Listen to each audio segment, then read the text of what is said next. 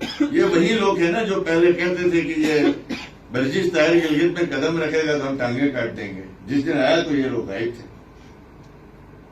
اب کیا آئندہ ہم یہ کریں کہ اور کسی پارٹی کا کوئی حکومت آتی ہے اس کے وزیر اعظم آئے؟ اس شہر کے ہم لوگ ہر شہر میں ہم موجود ہیں.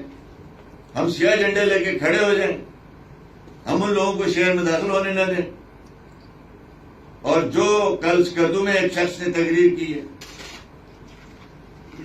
کہ سیکورٹی اداروں کے حوالے سے جو باتیں کی گئی ہیں, یہ بڑا افسوسناک بات ہے. تو اب ہماری ان ممبران سے آج بھی ہم کہتے ہیں اس گورننس آرڈر کو پھاڑنے سے بہتر تھا کہ وہ جو کونسل کے نام پہ جو پیسے لیے تھے آپ وہ پھاڑتے, وہ پیسے وہ پھاڑ کے پھینکتے. 36 لاکھ 40 لاکھ 47 لاکھ روپے لے لیے اسی کونسل کسی کے آرڈر کے تحت حلف لے کے. ووٹ بیچا, ضمیر بیچا. آپ کے گورننس آرڈر کو پھاڑتے ہو جس کے تحت الیکشن لڑ کے آیا ہو. اس میں قرآن و سنت کا لفظ لکھا ہوا ہے, اس میں خدا اور رسول کا ذکر ہے, اس میں جو ہے آپ کا آئین کا ذکر ہے. وہ آپ کے لیے ایک مقدس دستاویز ہے, اس کے تحت یہ نظام چل رہا ہے. ہم اس سے اختلاف کرتے ہیں, اس میں حلف نامہ ہے آپ کا, اس کو پھاڑتے ہو. اس کو پھاڑنے سے پہلے وہی وہ جو سودا کیا تھا پیسے وہ پھاڑ دیتے.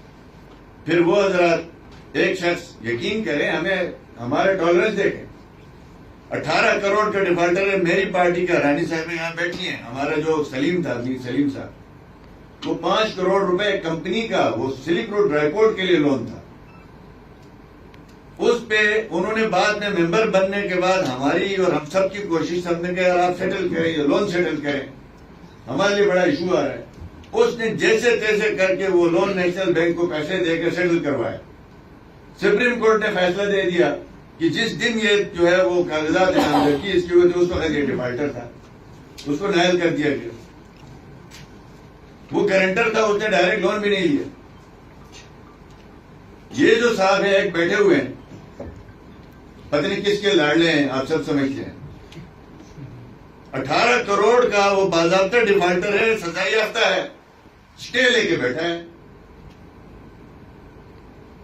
اور 7.5 کروڑ روپے نیب کا وارنٹ نکلے ہوئے ہیں اس کے, آج سے 1 سال پہلے. اس میں 70 لاکھ روپے اس نے جمع کرایا ہے بلا انٹری.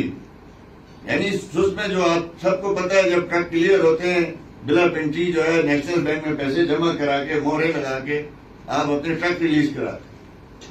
اس میں 7.5 کروڑ روپیہ انہوں نے جعلی مورے لگا کے بلا انٹری کے پیسے جیبوں میں ڈالا ہے. وہ کیسے؟ اس سے بڑا ڈاکہ پاکستان میں نہیں ہو سکتا.